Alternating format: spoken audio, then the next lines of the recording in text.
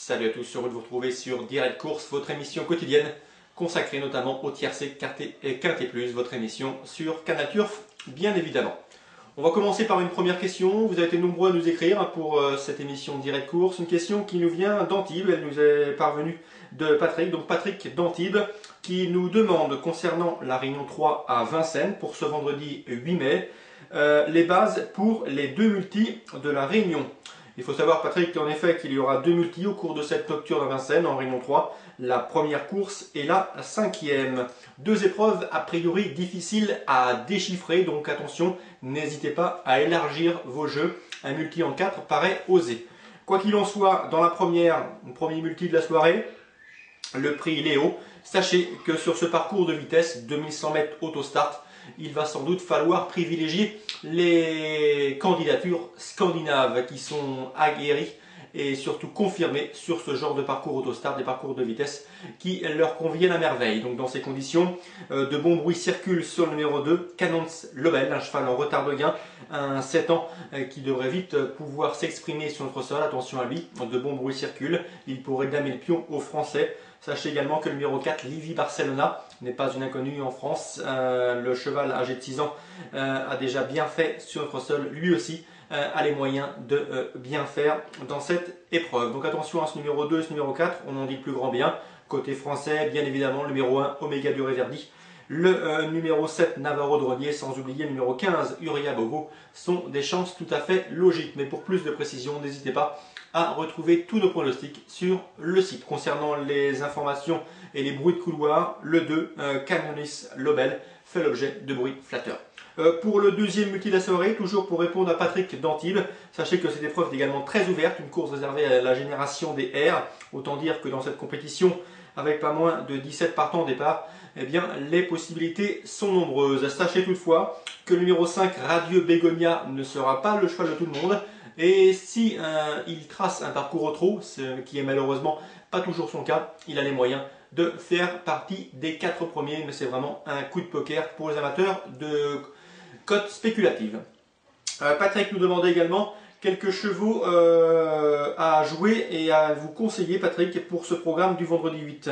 Eh bien, j'aurais tendance à vous aiguiller sur la Réunion 2 de Cherbourg. Les interviews ont surtout été axées sur cette Réunion 2 à Cherbourg. Réunion sur laquelle, eh bien, il semble y avoir des chevaux assez fiables et sur lesquels on peut compter. En tout cas, ils retrouvent des catégories à leur portée. C'est le cas du 106 Servante, une pouliche très estimée par Franck Anne qui est bien représentée dans cette génération. Et Servante est sans doute l'une de ses meilleures pouliches dans la génération DS, c'est vous dire si celle-ci est en retard de gain. Donc c'est très bien le 106 Servante. Sachez également que j'ai pu m'entretenir avec Gérard Jouen, le propriétaire du 312, Kydia du Châtelet. C'est une bonne chance également. D'après lui, la jument a une bonne année à faire et pas mal d'argent à prendre au printemps. Donc il faut la suivre. Elle nous avait déjà été conseillée lors de sa victoire à Pontchâteau. Elle avait gagné plaisamment et avec la manière et avec aisance, avec de la marge d'ailleurs. Donc il faut la reprendre. C'est Kydia du Châtelet. Sachez également que pour ce programme, bien évidemment, le 416 Kid Kos est incontournable. C'est un cheval en gros retard de gain. Il ne cesse de rattraper le temps perdu. Il reste sur la bagatelle de 5 victoires consécutives. La passe de 6 est tout à fait envisageable car en dernier lieu, il s'est littéralement promené. Donc pour répondre à Patrick d'Antibes, les coups de cœur du jour à Cherbourg, Réunion 2. Pour le reste, n'hésitez pas à aller sur notre site. Vous trouverez toutes les informations requises. Le 106 Servante, 416 Kid Kos, 312 Kydia du Châtelet. Ensuite, question de Blanca. Blanca qui nous demande, est-ce que vous pensez que le 10 c'était un favori dans cette épreuve? Et pourquoi pas jouer le numéro 14? Donc là on évoque le quintet qui se déroulera en ce vendredi sur l'hippodrome de Chantilly. Première course du programme, le prix Jouvence. Donc première course du programme, réunion à Chantilly pour le quintet. Et Blanca nous demande si le numéro 14 n'est pas un bon favori. Eh bien, sachez que ce sera un outsider, probablement, ce numéro 14. Dans ce Quintet Plus, il s'agit de But Chaumont, ce numéro 14, qui aura surtout pour lui de dépendre de l'entraînement de Yannick Foin, une écurie en pleine forme. On l'a vu s'illustrer aussi bien dans les quintets, mais également dans les autres courses récemment. Donc ça lui confère une chance. Cela dit, en dernier lieu, dans un Quintet Plus disputé fin avril à Longchamp, le cheval était plutôt décevant. Donc il doit avant tout nous rassurer.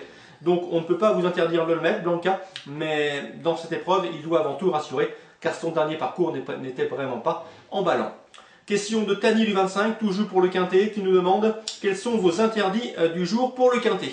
Question difficile, jamais évident d'interdire en tout cas des chevaux dans une combinaison handicap, que par définition les chances sont équilibrées.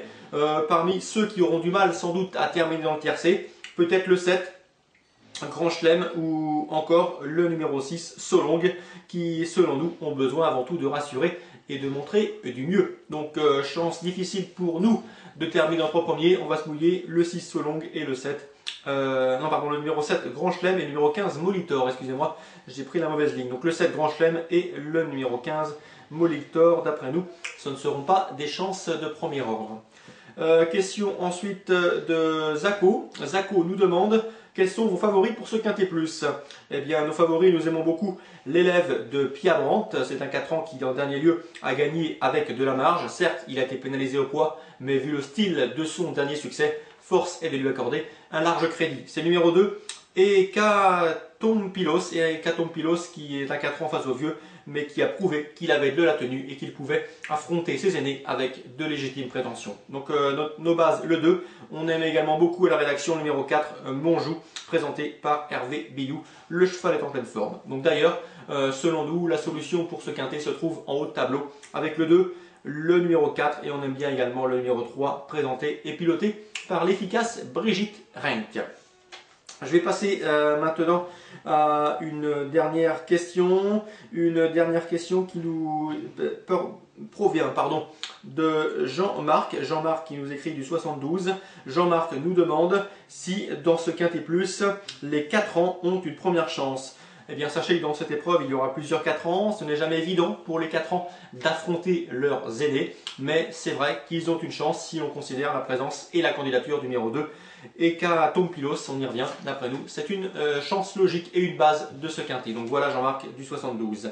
Voilà pour cette émission. J'en profite également pour vous inviter à aller sur notre site, notamment pour le concours de pronostics. Sachez que vous pouvez quotidiennement pronostiquer pour le Quintet Plus. De nombreux lots sont à gagner, des bons d'achat et des bons cadeaux.